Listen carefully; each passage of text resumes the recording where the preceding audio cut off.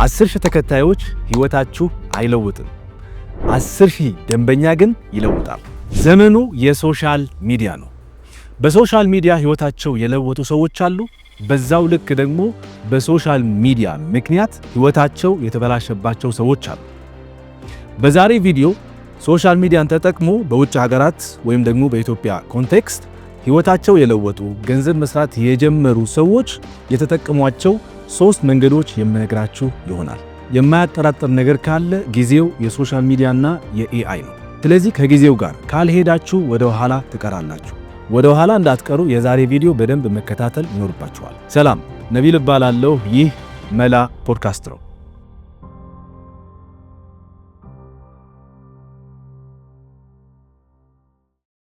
በዚህ ቻናል ዘመኑ የፈጠራቸው ቴክኖሎጂዎች በመጠቀም ህይወታችን እንዴት ማቅለል እንዳለብን ወይም እንዴት ማቅለል እንደምንችል፣ በተጨማሪም የገንዘብ ነፃነት እንዴት ማግኘት እንደምንችል የሚዳሰስበት ቻናል ነው።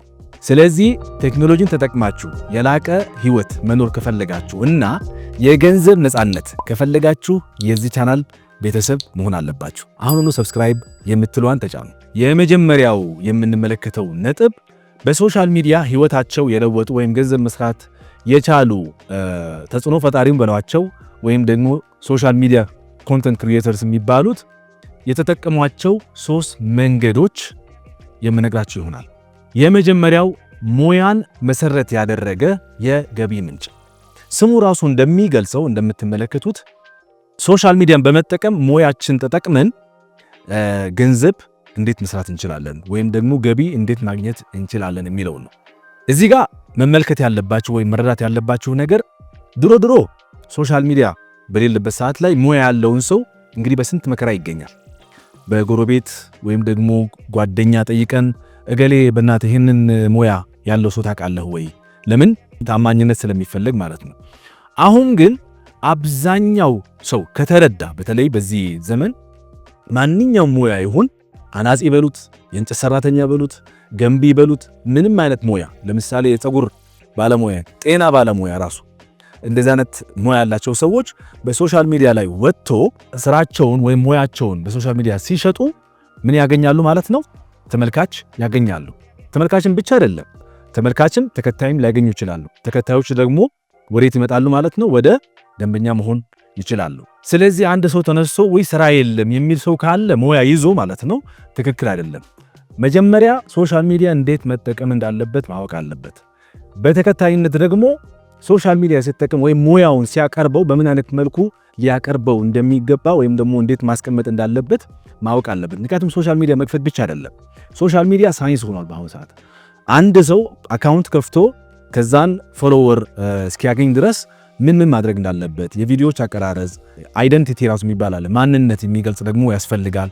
ኮንቴንቱ እንዴት ማቅረብ እንዳለበት፣ ለሰዎች በሚጠቅም መልኩ እንዴት ማቅረብ እንደሚችል፣ እነዚህ ነገሮችን ካወቀ በኋላ ለውጡን በሚገርም ሁኔታ ማለት ነው። በትንሹ እኔ የሆነ ጊዜ ትዝ ይለኛል የእንጨት ስራ ፈልጌ ነበርና ሶሻል ሚዲያ ላይ ነው መጀመሪያ የመጣልኝ እንጂ እንደ ድሮ ሄጄ እስኪ እገሌ ጎረቤት ሄጄ የምታውቀው ሰው ካለ ንገረኝ የሚለው ነገር ቶታሊ አእምሮ ላይ አልነበረ። ያረኩት ምንድነው ሶሻል ሚዲያ ቲክቶክ ላይ ገብቼ የእንጨት ስራ የሚለውን ሰርች ሳረግ በጣም ብዙ ሰዎችን አግኝቻለሁ። ያሰራኋቸውም ከዛ ነበረ የፈለኩትን ስራ ማለት ነው። ስለዚህ በአሁኑ ሰዓት እናንተ በደንብ አቅርቡት እንጂ በደንብ ተከታይ ብታገኙ ደግሞ የበለጠ ሪስፖንስ ታገኛላችሁ ማለት ነው። ወደ ዋናው ነጥቡ ጋር ስንመጣ የነገርኳችሁ በሙያችሁ ወይም ሙያችሁ ተመርኩዞ ገቢ ማግኘት ነው አይደል ሐሳቡ። ብዙ ሰዎች ምን ይላሉ መሰላችሁ? አሁን ዩቲዩብ ላይ ሞኔታይዜሽን አለ። ሞኔታይዜሽን ራሱ ነው የቻለ ነው። በሶሻል ሚዲያ የምታገኙት ከባለንብረቶቹ ማለት ለምሳሌ ከዩቲዩብ የምታገኙት ገቢ፣ ከቲክቶክ የምታገኙት ገቢ፣ ከኢንስታግራም የምታገኙት ገቢ እሱ ራሱን የቻለ ነው። ከዛ ባለፈ ነው የምላችሁ ያለሁት። ከዛ ባለፈ ማለት እናንተ ሙያችሁን ያችን ሙያ ፈልጎ ኮንታክት የሚያደርጋችሁ ሰው ምን ይሆናል ማለት ነው? ራሱ የገቢ ምንጭ ይሆናል ማለት ነው። ለምን ሙያችሁን ትሸጣላችሁ። ከዛን ስትሸጡ ምን ሆነ ማለት ነው? ከምታገኙት ከሶሻል ሚዲያ የምታገኙት ገቢ ራሱን በቻለ መልኩ ሁለት ገቢ ያላችሁ ማለት ነው። ሶሻል ሚዲያ የሚከፍላችሁ ነገር አለ። ከዛም በተጨማሪ ደግሞ ቀጥታ እናንተን ፈልጎ ወይም ሙያችሁን ፈልጎ የመጣ ሰው አለ። ያን ሰው ሲሸጡለት ምን ሆነ ማለት ነው? ራሱን የቻለ ገቢ ነው። ስለዚህ ይሄ አንደኛው መንገድ ነው። ይሄ መንገድ ቀላል ነው ወይስ ቀላል አይደለም የሚለውን በትንሹ ላስረዳችሁ። ቀላልም ነው ከባድም ነው። ምን ማለት ነው? እዚህ ጋር በትንሽ ፎሎወር በትንሽ ሰው ማለት ነው 1000 ሰው 2000 ሰው ምናልባት ፎሎወር ካላችሁ እነዛ ሰዎች ፎሎወር የሆኑበት ምክንያት ያለ ምክንያት አይደለም። የሆነ ችግር ስለምትፈቱላቸው ነው ፎሎወር የሆኑት። ብቻም ዝም ብሎ ስለሚወዷችሁ አይደለም።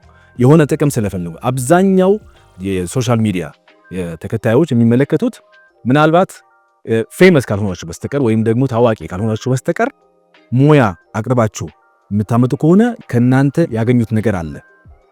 ስለዛ ነው የሚከታተሏችሁ እንጂ ከዛ ውጪ ሌላ ምክንያት የለም። ስለዚህ የሚጠቅማቸው ነገር ስላለ ነው። ስለዚህ 1000 ቢሆንም 500 ሰው ቢሆንም ያ ሰው የእናንተን አገልግሎት ወይም ክህሎት ወይም ሙያ ይፈልገዋል ማለት ነው። ስለዚህ ብዙ ተከታይ ያስፈልጋችሁም እዚህ ጋር። በተጨማሪም ደግሞ ስማችሁ ቶሎ መገንባት ትችላላችሁ። ምክንያቱም ገበያ ላይ ስትገቡ ሁልጊዜ ስም በጣም አስፈላጊ ነው። እንደ ምሳሌ ማቀርብላችሁ በዚህ መንገድ ሙያቸውን ተጠቅሞ ገንዘብ መስራት የቻሉ ወይም ደግሞ ህይወታቸውን መለወጥ የቻሉ ሰዎች በእኛ ሀገር ኮንቴክስት እነ ዶክተር አብይ ታውቁታላችሁ። ዶክተር አብይ ሙያን ነው የሸጠው፣ ሌላ ምንም አይደለም። እንትን ገባ ሶሻል ሚዲያ ቲክቶክ ላይ የለቀቃቸው የነበሩት ቪዲዮዎች ከሰዎች ኮኔክሽን አገኘ ወይም ደግሞ የሰዎችን ቀልብ አገኘ። ለምን? ያቀረበበት መንገድ ለየት ይላል። በሜዲካል ዘርፍ ላይ ወይም ደግሞ በጤና ዘርፍ ላይ እንዲህ አይነት ነገር የተለመደ አልነበረም። ስለዚህ ፔኔትሬት አደረገ ወይም ደግሞ ገበያው ላይ በደንብ ገባ። ከዛን የሰውን ታማኝነት አገኘ። ከዛን አሁን የሆነ ጊዜ ላይ እንደውም ትዝ ይለኛል ለአንድ ማቀው ወዳጄ ስልክ ደውዬ ነበረ። ዶክተር አብይን ሰርጀሪ የቶንሲል ሰርጀሪ ጠይቄ ነበር። ከዛ በኋላ የነገሩኝ የዌቲንግ ሊስት አስደነገጠኝ። ማለት በሺህ ደረጃ ነው የሚነገረኝና ምን አድርጎ ነው ይሄን ነገር ቼክ ሳረግ ሶሻል ሚዲያውን በደንብ ተጠቅመውበት ነው። እዛ የነበሩት ፎሎወሮች በሙሉ ደንበኞች ናቸው ሲጀመር ማለት ነው። ስለዚህ የሚፈልጉት ደግሞ ዲማንድ ነበረ። እኛ በሜዲካል ዘርፍ በእርግጥ ኢትዮጵያ ውስጥ ዲማንድ በጣም አለ። ለምን? ሐኪሞቹም በቁጥር ትንሽ ነው፣ ህዝቡ ግን ብዙ ነው። ስለዚህ ጋፕ ስላለ ያችን ጋፕ ጠቀመችው። በተጨማሪም ደግሞ ሶሻል ሚዲያ በአግባቡ ተጠቅሞ ሙያውን ሽጦ ነው ወደዚህ ደረጃ የመጣው። ስለዚህ እናንተም ይሄ አንዱ መንገድ ነው እንዳልኳችሁ። ሙያ ካላችሁ ሙያችሁን በሶሻል ሚዲያ መሸጥ ትችላላችሁ። ከዛን ተከታዮቻችሁ ወደ ምንድን ነው የምትለውጧቸው? ወደ ደንበኛ መለወጥ ትችላላችሁ ማለት ነው። ይሄ መጀመሪያው መንገድ ነው። ሁለተኛው መንገድ ፕሮዳክትን ወይም ምርትን መሰረት ያደረገ ገቢ ነው። ምን ማለት ነው? ቀደም ብዬ የነገርኳችሁ የሙያ ጉዳይ አለ። ስለዚህ ያን ሙያ ወደ ፕሮዳክት መለወጥ አለባችሁ ወይም ደግሞ ወደ ምርት መለወጥ አለባችሁ። ምርት ማለት ምን ማለት ነው? በአሁኑ ሰዓት የተረዳ ሰው ገበያን የተረዳ ሰው ሁለት አይነት የኢንካም አይነቶች አሉ። ቀደም ብለን ያየነው የሙያ እንግዲህ እናንተን ትፈለጋላችሁ፣ ቀጥታ ማለት ትፈለጋላችሁ ማለት ያን ሙያ ምናልባት የሚሸጡበት መንገድ ካለ፣ በአካል ሄዳችሁ የምትሰጡት ነገር ካለ፣ ብቻ እናንተን ፊዚካል አፒረንስ ወይም ፊዚካል ኤግዚስተንስ ያስፈልጋል ማለት ነው። በአካል የማያስፈልግ ነገሮች ግን ለምሳሌ የኦንላይን ፕሮዳክቶች ይባላሉ። ዲጂታል ፕሮዳክቶች መፍጠር ትችላላችሁ። በአሁኑ ሰዓት ደግሞ ዘመኑም የቴክኖሎጂም ስለሆነ ዌብሳይት አማካኝነት ወይም በአፕስ አማካኝነት ለምሳሌ ኦንላይን ኮርሶች ማዘጋጀት ትችላላችሁ። በተለይ ሰርቪስ የምትሸጡ ከሆነ ወይም ደግሞ አገልግሎት ሙያችሁ የምትሸጡ ከሆነ በኦንላይን ኮርሶች የሚሰሩ ነገሮች አሉ። አፕስ ዲቨሎፕ አድርጋችሁ ሊሆን ይችላል። ዲጂታል ፕሮዳክት ደግሞ መሸጥ ይቻላል። ስለዚህ ዲጂታል ፕሮዳክት በዚህ አጋጣሚ እንደውም አንድ ቦዲ ቢልደር እና በጣም ታውቁታላችሁ ሶሻል ሚዲያ ላይ በዚህ አጋጣሚ ሻት አውት ማድረግ ፈልጋለሁ።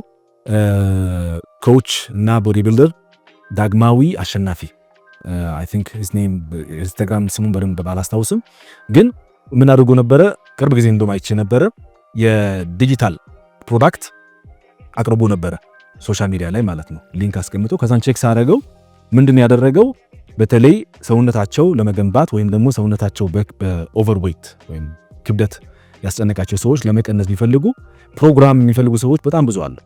እንዴት ትሬኒንግ ላድርግ ወይም እንዴት ስፖርት ልስራ የሚለውን ጥያቄ ስላለ ያን ጥያቄ ለመመለስ ምን አደረገ? እሱ ራሱ ሁል ጊዜ መገኘት ስለማይችል ፕሮዳክት ፈጠረ ወይም ፕሮግራም ፈጠረ። ፕሮግራሙ በኦንላይን ነው የሚገኘው። ስለዚህ አንዱ ሰው ፕሮግራም ለመግዛት ቢፈልግ ዌብሳይቱ ላይ ገብቶ ከዛን ያን ፕሮግራም መጀመሪያ ለይቶ ወንድ ነው ሴት ነው ጀማሪ ነው ወይስ አይደለም፣ ከዛ በኋላ ስፖርት መስራት የሚፈልግባቸው ቀናቶች 3 ቀናት 5 ቀናት ወይም ሳምንቱ ሙሉ እንዲህ አይነት መጀመሪያ ሪኳየርመንት ካሟላ በኋላ ከዛን ወደ ኮርሱ ወይም ወደ ፕሮግራሙ የሚያረባል። ከዛን ፕሮግራሙ ሲገዛ ምን ሆነ ማለት ነው? አንድ ፕሮዳክት ሰርቷል። ያን ፕሮዳክት ለብዙ ሰው መሸጥ ይችላል ማለት ነው። ልፋቱ መቼ ነው የሚሆነው? አንዴ ነው የሚለፋው ማለት ነው። አንዴ ይለፋል ሲስተሙን ለመዘርጋት፣ ፕሮዳክቱን ለማስተካከል፣ ፕሮግራሙን ለማስተካከል፣ ፓኬጁን ለማስተካከል፣ እነዚህም ወጪዎች ምናምን ሊኖሩበት ይችላል። ከዛን ቀጥሎ ግን ያንኑ ፕሮዳክት ወይም ያንኑ ፕሮግራም በአንድ ጊዜ የለፋውን ልፋት ለሺዎች እንደውም ከዛ በላይም እስከ ሚሊዮን ሊደርስበት በደንብ ፕሮሞት ካደረገው ይደርሳል ማለት ነው። እናንተም ሙያችሁን ተጠቅማችሁ የምታዘጋጇቸው ፕሮዳክቶች ሊኖሩ ይችላሉ ከሙያችሁ ጋር በተገናኘ ማለት ነው። ዘመኑ እንዳልኳችሁ ይፈቅዳል። ደግሞ በአሁኑ ሰዓት የፈለጋችሁት የፕሮዳክት አይነቶች የዲጂታል ፕሮዳክት ወይም ደግሞ ፊዚካል ፕሮዳክትም ሊሆን ይችላል ማለት በእጅ የሚዳሰሱ በእጅ የሚሰሩ ነገሮች አሉ። አሁን ካስተዋላችሁ ገበያ ላይ ያሉት የቆዳ ምርት አሉ በጣም ብዙ። ከየት መጥቶ ነው? መጀመሪያ ሶሻል ሚዲያ ላይ በደንብ ፕሬዘንስ ስለፈጠሩ ነው። ወይም ደግሞ ሶሻል ሚዲያ በደንብ ተጠቅሞ ምርታቸውን ካሳወቁ በኋላ ከዛ በኋላ ሰዎችን ማዘዝ ጀመሩ። በዲሊቨሪም መልኩ በሉት በኦንላይንም መልክ በሉት እንዲህ አይነት ነገሮችን ተፈጥሯል። ስለዚህ እናንተ ሙያችሁን ያንን ሙያ መጀመሪያ መሸጥ ትችላላችሁ ብቻውን። ከዛ በኋላ አይግድ የለም ፕሮዳክት ልስራና ራሱን ፕሮዳክት ደግሞ ልሽጥ ካላችሁ መሸጥ ትችላላችሁ። ይሄ ምን ይባላል በእንግሊዝኛ? ፓሲቭ ኢንከም ይባላል። ፓሲቭ ኢንከም ማለት ተኝታችሁም የሚሰራ ሳተኙም የሚሰራ የኢንከም አይነት ነው። አንዴ ትረፋላችሁ፣ ግን ለረጅም ጊዜ የማይቋረጥ የገንዘብ ገቢ ምንጭ ታገኛላችሁ ማለት ነው። ስለዚህ ይሄኛው ሁለተኛው የገቢ ምንጭ አብዛኛው ሶሻል ሚዲያ የሚጠቀሙ ሰዎች ከነዚህ ሁለት አሉ ማለት ነው። አንደኛው ሙያቸውን፣ ሁለተኛውን ደግሞ ሙያቸውን ተጠቅሞ የዲጂታል ፕሮዳክት ወይም ምርትን ፈጥሮ ያንን ምርት በኦንላይን ላይ መሸጥ። ሶስተኛ ደግሞ ተመልካችን መሰረት ያደረገ ገቢ ነው። ይህንንም መንገድ የሚጠቀሙ ሰዎች አሉ። እነሱ ምን ይባላሉ? ሶሻል ሚዲያ ኢንፍሉዌንሰርስ ወይም ደግሞ ተጽዕኖ ፈጣሪ የሚባሉ ሰዎች፣ በጣም ፌመስ የተባሉ በሰዎች ዘንድ የሚታወቁ ሰዎች ናቸው። እዚህ ጋር ግን አንድ እንትን አለ፣ ትንሽ ኮንፊውዥን አለ። ማለት ታዋቂ መሆንና ኢንፍሉዌንሰር መሆን አንድ አይደለም። ታዋቂ መሆን በሁሉም ዘንድ ሰው የሚታወቅ ነው። ተጽዕኖ ፈጣሪ ስንሆን ማለት ነው በምንሰራው ነገር ወይም በምናደርገው ነገር ማህበረሰቡ ላይ ተጽዕኖ ፈጥረናል ማለት ነው። ሌላ ምንም ትርጉም የለውም። ተጽዕኖ ፈጣሪ ማለት ማህበረሰቡ ውስጥ ወይም በእኛ ማህበረሰብ ውስጥ የሆነ ፖዚቲቭም ሊሆን ይችላል፣ ኔጌቲቭም ሊሆን ይችላል። ባይ ዘ ወይ ኢንፍሉዌንሰር ሲባል የግዴታ በጥሩ ጎኑ ብቻ ማየት አይደለም። አንዳንድ ኢንፍሉዌንሰሮች እኮ በመጥፎ ጎንም የሚታዩ ሰዎች አሉ። ሰው እናንተ ተጽዕኖ ፈጣሪ ስትባሉ ወይም ደግሞ በጣም ብዙ ተከታይ በጣም ብዙ ኢንጌጅመንት ሲኖራችሁ ተጽዕኖ ፈጣሪ የተባላችሁበት ነገር ምንድነው የሚለውን በደንብ ማወቅ አለባችሁ። ይሄ በዚህ አጋጣሚ ልንገራችሁ ብዬ ነው እንጂ ፖይንቱ እዛ ላይ አይደለም። ፖይንቱ ዋናው ሐሳቡ ብዙ ሰዎች ተከታዮች አላችሁ፣ በሚሊየንስ ያላቸው ሰዎች አሉ። ሰው በዛ ታዋቂነታቸው ይጠቀማሉ። እነሱ በምን ይጠቀማሉ መሰላችሁ? በስፖንሰርሺፕ ይጠቀማሉ፣ ወይም ደግሞ በብራንድ ዲልስ ይጠቀማሉ። ማለት ድርጅቶች ምርቶቻቸውን ለማስተዋወቅ ይፈልጋሉ። ስለዚህ ሰዎችን የሚከተሏቸው ሶሻል ሚዲያ ኢንፍሉዌንሰሮች ካሉ እዛ ጋር ሄዶ ዲል ያደርጋሉ። ይህንን ምርት አስተዋውቅልኝ፣ ይህን ያክል ክፍያ እከፍልሃለሁ፣ በስፖንሰርሺፕ መልኩ ወይም ደግሞ በአንድ ቪዲዮ መልኩ ሊሆን ይችላል። ስለዚህ ያን ምን ይባላል? የስፖንሰርሺፕ ገቢ ወይም ደግሞ የብራንድ ዲልስ ገቢ ሊሆን ይችላል። በእርግጥም በዛም በተጨማሪ ደግሞ ከሶሻል ሚዲያ የሚያገኙትን ገቢ አለ ማለት ከዩቲዩብ ወይም ደግሞ ከሌላ የፕላትፎርም ሊያገኙ ይችላሉ። ግን ይሄኛውን ምንድነው ስቴብል አይደለም። በአንዴ ብዙ ብር ሊያገኙ ይችላሉ። በአንዴ ስፖንሰርሺፕ አንዴ ጥሩ ስፖንሰርሺፕ ከተገኘ ብዙ ገንዘብ ሊያገኙ ይችላሉ። ሁሌ ልክ እንደዛኛው እንደ ፕሮዳክት ቤዝ የሆነ ስኬለብል የሆነ ነገር አይደለም። ዛሬ ከመጣ አለ እንደ ገበያው ማለት ነው። ጥሩ በደንብ እንትን ካረገ በደንብ ሶሻል ሚዲያ ላይ ፕሬዘንስ ካረገ ብዙ እይታዎች ሰው ከተመለከተና ጥሩ ገቢ ካገኘ በዛ በኩል ስፖንሰርሺፑ በዛ ልክ ምን ያደርጋል? ከፍ ይላል ማለት ነው። ከሌለ ደግሞ እየቀዘቀዘ ይመጣል። ስለዚህ አሁንም የነገርኳችሁ 3 መንገዶች ናቸው። እናንተ የትኛው መንገድ ትጠቀማላችሁ የሚለውን ነገር መጀመሪያ ማወቅ ያለባችሁ። ወደ ኢንፍሉዌንሰር ደረጃ ካልደረሳችሁ መጀመሪያ በሙያችሁ ጀምሩ። በሙያችሁ ጀምሩና ከዛ በኋላ በደንብ ስትሰሩበት ወደ ፕሮዳክት ወሰዱት። ፕሮዳክት ከወሰዳችሁ በኋላ ደግሞ ከፍ ያለ ፎሎወር ካገኛችሁ፣ ተከታይ ካገኛችሁ በተከታዮቻችሁ አማካኝነት ገንዘብ ማግኘት ትችላላችሁ ማለት ነው። በጣም ጥሩ። ስለዚህ የሶሻል ሚዲያ ወይም ሶሻል ሚዲያን ተጠቅሞ በሀገራችንም በሉት በውጭ ሀገራት የተጠቀሙ ሰዎች በጣም ብዙ ናቸው ብያቸዋለሁ። እናንተም እነዚህን 3 መንገዶች ተጠቅማችሁ ፔኔትሬት አድርጋችሁ ገንዘብ ማመንጨት ትችላላችሁ፣ ወይም ደግሞ ገንዘብ መስራት ትችላላችሁ፣ ህይወታችሁ መለወጥ ትችላላችሁ። እሺ አሁን ፎሎወሮቻችሁ ወደ ከስተመር ወይም ደግሞ ወደ ደንበኛ እንዴት መለወጥ እንዳለባችሁ የምናይበት ክፍል ጋር ደርሰናል። እዚህ ክፍል ላይ የምንመለከተው ፎሎወር እዚህ ጋር ነው። ወደ ከስተመር ለመለወጥ ያለው ሂደት ከዚህ እስከዚህ ያለው ሂደት እንዴት ታደርጉታላችሁ ወይም በምን አይነት መልኩ ትሄዳላችሁ? 5 ስቴፖች አሉ። ግን መጀመሪያ ማወቅ ያለባችሁ ልክ እንደ ሴልስ፣ በአጠቃላይ ሴልስ ሲባል የሴልስ ፋነል የሚባል አለ ማርኬቲንግ ቋንቋ ላይ። አንዱ ደንበኛ ከአዌርነስ ጀምሮ ወይም ደግሞ ከግንዛቤ ስለ አንድ ፕሮዳክት ወይም ስለ አንድ ነገር ግንዛቤ አግኝቶ እስከ የሽያጭ እስኪፈጸም ድረስ ወይም ደግሞ ግዢ እስኪፈጸም ድረስ ያለውን ሂደት ምን ይባላል? የሴልስ ፋነል ይባላል። እዚህም ላይ ምን ይባላል? የክሪኤተር አንትረፕረነር ፋነል ይባላል። ስለዚህ የክሪኤተሮች ወይም ደግሞ የኮንተንት ክሪኤተር የሚባሉ ሰዎች ከዚህ ተነስቶ ከፎሎወር ተነስቶ ወደ ደንበኛ የሚለወጥበት ወይም ደግሞ የሚቀየርበት ፋነል ምን ይባላል? በ5 ስቴፖች እናያለን። የመጀመሪያው ስቴፕ አንዱ ፎሎወር ራሱ እንዲሆን መጀመሪያ ትኩረት መሳብ አለባችሁ። ስለዚህ የሚሰሩት ኮንተንት በደንብ አጥጋቢ መሆን አለበት። በደንብ መልስ መስጠት አለበት። አትራክቲቭ መሆን አለበት። አቀራረቡ ለየት ባለ መልኩ መቅረብ አለበት። ይሄ ምን ይባላል? ሁክ ይባላል። ስለዚህ አቴንሽን መውሰድ አለባችሁ ወይም ትኩረት መሳብ አለባችሁ። ትኩረት የምትስቡት በብዙ ነገሮች ናቸው። መጀመሪያ የቪዲዮ አቀራረጽ ወሳኝ ነው። እንዴት መቅረጽ እንዳለባችሁ እሱ ማወቅ አለባችሁ። ኮንቴንት አጻጻፍ ማወቅ አለባችሁ። እንዴት መጻፍ እንዳለባችሁ። ኮንቴንቱ ዝም ብሎ ተንጠለጠለ ኮንቴንት መሆን የለበትም። የመጀመሪያ የምትናገሩት ነገር ተመልካቹን የሚስብ ነገር መሆን አለበት። ስለዚህ ትኩረቱን መጀመሪያ መሳብ አለባችሁ። ይሄ አንደኛው ስቴፕ ነው። ትኩረት ካገኛችሁ በኋላ ከዚህ ቀጥሎ የምታወሩት ነገር በመጀመሪያ የተነገራችሁት ነገር በትኩረት ቦታ ላይ ማለት ወይም በሆክ ላይ የተናገራችሁት ነገር በቂ ዕውቀት እንዳላችሁ እናም የሚመለከቱት ነገር ለነሱ ጠቃሚ መሆን አለበት።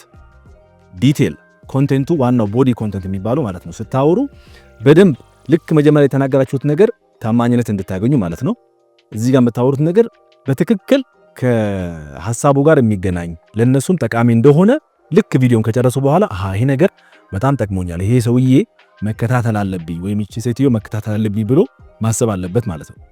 ይሄንን የመጀመሪያው ስቴፕ ላይ ትኩረት ሳብን አይደለ? ሁለተኛው ላይ ደግሞ ያወራነው ነገር በደንብ ስለምናውቅ ያወራነው ነገር ዝም ብለን በደፈናው አይደለም፣ ዕውቀት አለን፣ ክህሎት አለን። ያወራነው ነገር በማስረጃ አስረድተን ለዛ ሰው ደግሞ ምን ያክል ጥቅም እንዳለው በማሳየት መስመር ካሳየን ምን ሆነ ማለት ነው? እዚህ ጋር አንዱ ሁለተኛው ስቴፕ ሄደናል ማለት ነው።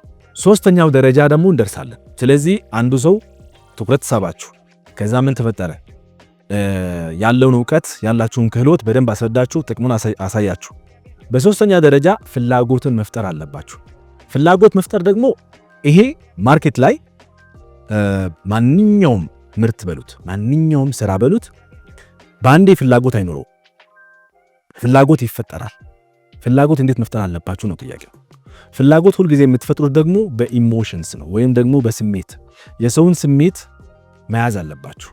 ሰውን የስሜቱን ካልነካው ወይም ያንን ነገር ስሜቱን ካልነካው የሆነ የሚፈልገው ነገር ካልመለሰለት ያንን ፕሮዳክት ወይም ያንን ዕቃ ፍላጎት አይኖረው። ስለዚህ እናንተ ፍላጎት መፍጠር አለባችሁ። የእናንተን የምታመጡት ነገር ወይም የምታቀርቡት ሙያ የምታቀርቡት ፕሮዳክት ያን ሰው ፍላጎት መፍጠር አለበት። ፍላጎት እንዴት መፍጠር አለባችሁ? መጀመሪያ ቢቻል ከዚህ በፊት የእናንተን ፕሮዳክት ወይም የእናንተን ምርት የተጠቀመ ሰው በቴስቲሞናል ወይም ደግሞ ምስክርነት የሚለው ማለት ነው። አረ የገሌ እንትን ተጠቅሜ በጣም ብዙ ነገር አግኝቻለሁ፣ ብዙ ጥቅም አግኝቻለሁ፣ እንዲህ ሆኛለሁ የሚያደርጉላችሁ ሰዎች ካሉ በጣም ምርጥ ነው እሱ። ከዛን ደግሞ እሱን ካልሆነ ደግሞ ገና መጀመራችሁ ከሆነ እውነትም ችግሩን መጀመሪያ ማሳየት አለባችሁ። ችግሩ ይሄን ነው፣ ለዚህ ችግር ደግሞ ይሄ መፍትሄ አለ ብላችሁ ማሳየት አለባችሁ። ስለዚህ ለዚህ ለምሳሌ አንድ የቆዳ ምርት የሚያስተዋውቅ በቲክቶክ ላይ የሚያስተዋውቅ ሰው ካለ ፍላጎት እንዴት ይፈጥራል? መጀመሪያ በተለይ ክረምት ላይ ተነስቶ ጭቃን መጀመሪያ ያሳያል። የጭቃና ዝናቡ ምናምን መበላሻቱ ይሄ ጫማው ልብሱን ምናምን የሚለውን በምን ያሳያል? ከዛ በኋላ ለዚህም ችግር እኮ መፍትሄ አለ ብሎ ጫማውን ሲያሳይ ያኔ ሰው ለዚህ ክረምት እኮ አሁን በዚህ ክረምት አሁን ይሄ ጫማ ያስፈልገኛል ብሎ ፍላጎትን ይፈጥራል። ይሄ በትንሹ ነው። እናንተ ከምርታችሁ ጋር ወይም ደግሞ ከአገልግሎታችሁ ጋር የሚመሳሰል ነገር ፍላጎት መጀመሪያ ችግሩን ማሳየት አለባችሁ። ችግሩ እዚህ ጋር ነው ያለው። ከዛ ለችግሩ ደግሞ መፍትሄው እናንተ እንደሆናችሁ ስታስረዱ ያኔ ሰው ይሄ ነገር ያስፈልገኛል ብሎ እንዲያምን። ስለዚህ ኢሞሽናሊ ትሪገር አረጋችሁ ማለት ነው፣ ወይም ስሜታችሁን ነካ አርጋችሁ ነው ከዛ በኋላ ያንን ፕሮዳክት የምታቀርቡላቸው። ይሄን ስቴፕ ላይ ከደረሳችሁ አራተኛው ደረጃ ኦልሞስት ደርሳችኋል ማለት ነው። ከዚህ በኋላ ፕሮዳክታችሁን ማቅረብ ማለት ነው። ግን ፕሮዳክታችሁ ወይም አገልግሎታችሁን ስታቀርቡ ቫልዩ በደንብ መኖር አለበት እና ለሚከፍሉት ነገር ለምታቀርቡት ነገር የሚከፍሉት ነገር በትክክል ማግኘት አለባችሁ። በዛው ልክ የከፈሉትን ነገር ማግኘት አለባችሁ። አለዛ የከፈልኩትን ይሄን ያህል ነው ያገኘሁት ቫልዩ ግን ይሄን ያህል ነው ብሎ ኮምፕሌን ማቅረብ ከተጀመረ በአንዴ ስማችሁ ተበላሸ ማለት ነው። ስለዚህ እያንዳንዷ ነገር የምታቀርቧት ነገር ከፓኬጂንግ በሉት፣ ከዲሊቨሪ በሉት፣ ከኳሊቲ በሉት፣ ከከስተመር ኮምፕሌን ማኔጅመንት በሉት ወይም ደግሞ ከስተመር ሰርቪስ ማኔጅመንት በሉት፣ እያንዳንዷ ነገር እነዚህ ነገሮችን በደንብ ትኩረት ማድረግ አለባችሁ። ገበያውን ላይ ሳታውጡት ያ ነገር ማለት ነው። ምክንያቱም ካቀረባችሁት በኋላ ኮምፕሌን በጣም ከበዛ መጀመሪያም ስማችሁ ተበላሸ ማለት ነው። ስለዚህ እዛ ላይ መስራት አለባችሁ። ቫልዩና ፕራይሱን በደንብ ፎከስ ማድረግ አለባችሁ። ኳሊቲውን ፎከስ ማድረግ አለባችሁ። እነዚህ ሶስት ነገሮች ከነ ዲሊቨሪው ፎከስ ማድረግ አለባችሁ። ይሄን ከጨረሳችሁ በኋላ ደግሞ ወደ አምስተኛው ስቴፕ ጋር ደርሳችኋል ማለት ነው። አሁን አምስተኛው ስቴፕ ጋር ስትደርሱ ይሄን ፕሮዳክት እንዴት ማግኘት እንዳለባቸው ማሳየት አለባችሁ። ምክንያቱም ፕሮዳክቱ እዚህ ጋር አለ። ፕሮዳክቱን ጨርሳችኋል። ፓኬጂኑ ምናምኑ እንዴት ዲሊቨር እንደምታደርጉ ሁሉም ሲስተም አዘጋጅታችሁ ጨርሳችኋል። አሁን ከዚህ በኋላ እንዴት አንድ ሰው የእናንተን ፕሮዳክት ወይም የእናንተን ምርት ማግኘት ይችላል የሚለውን በተለያዩ ነገሮችን ማስቀመጥ አለባችሁ። ወይም ደግሞ ፓነልስ መፍጠር አለባችሁ። መንገዶች፣ ስቴፖችን መፍጠር አለባችሁ። ብዙ ሰዎች የሚያደርጉት ምንድነው? ወይ በሾርት ቪዲዮ በአጫጭር ቪዲዮዎች አሊያም ደግሞ በረጃጅም ቪዲዮዎች ላይ ጣል ያደርጉና እንዲ የሚለው ሐሳብ ልክ ፕሮሞሽን ወይም ደግሞ ማርኬት ማስታወቂያ ይለቃሉ ማለት ነው። ከዛን በባዩ ላይ ሊንክ አለ፣ ሊንኩ ተጠቅማችሁ እንዲ ማርኬት ትችላላችሁ ብሎ በስነ ስርዓት የሚያስረዱ ሰዎች አሉ። አሊያም ደግሞ በጋይድ ይፈጥሩና ጋይድላይን ይፈጥሩና ከዛን ጋይድላይኑ በሶሻል ሚዲያቸው ላይ ያስቀምጡታል። ከዛን አንድ ሰው ጋይድላይኑ ካገኘ በኋላ ኮንታክት ነምበር ያገኛል። ኮንታክት ነምበሩን ሲያገኝ ቀጥታ ሄዶ እገሌ እንደዚህ ፈልጌ ነበር ብሎ ያኔ አንዴ ሊድ ወይም ደግሞ ስልክ ቁጥር አገኛችሁ፣ ኢሜል አገኛችሁ፣ ያንን ሊስት አውት ታደርጋላችሁ ማለት ነው። ይሄ ፖቴንሻል ከስተመር ብላችሁ የምታስቧቸው ወይም የኛን ዕቃ የኛን ምርት ይገዛሉ ብላችሁ የምታስቧቸው ሰዎች ናቸው። ስለዚህ ሊስት አውት ታደርጉና ከዛን ሪች አውት ታደርጋላችሁ ወይም ትደውላላችሁ፣ ኮንታክት ታደርጋላችሁ። ያን ፕሮዳክት በዚህ መልኩ ዲስካውንትም ካለ ዲስካውንት ታሳያላችሁ። ብቻ ያን ሊድ ኦልሬዲ ከደረሰጃችሁ ላይ እንደምንም አድርጋችሁ ሽያጩ መፈጸም ይጠበቅባችኋል። እዚህ ደረጃ የደረሳችሁ ማለት ከፎሎወር ወደ ከስተመር ለወጣችሁ ማለት ነው። ስለዚህ ፎሎወሮቻችሁን ወደ ከስተመር ለወጣችሁ ማለት ገበያችሁን የገቢ ምንጫችሁ ከፍ አለ ማለት ነው። እንግዲህ አሁን ዛሬ የነገርኳችሁ ሁለት ነገሮች ናቸው ቤዚክሊ ማለት ነው። ሶሻል ሚዲያ ተጠቅማችሁ በተለያየ መንገዶች እንዴት ገቢ ምንጭ ማግኘት ትችላላችሁ የሚለውን አሳይቻችኋለሁ። በተጨማሪም ደግሞ ፎሎወሮቻችሁን ወደ ከስተመሮች ወይም ወደ ደንበኞች እንዴት መለወጥ እንዳለባችሁ አሳይቻችኋለሁ። ቪዲዮ ከተመቻችሁ ተጨማሪ እንደዚህ አይነት ቪዲዮዎችን እንዲሰራላችሁ ከፈለጋችሁ በኮሜንት ላይ ተጨማሪ ብላችሁ ጻፉልኝ። እኔም በሚቀጥሉት ቪዲዮዎች እንዲህ አይነት ጠቃሚ ቪዲዮዎችን እንሰራላችኋለሁ። የዛሬ ቪዲዮ በዚሁ ተጠናቀቀ። በሚቀጥለው ቪዲዮ እስክንገናኝ ድረስ በቸር እንቆይ። ሰላማችሁ ይብዛልኝ።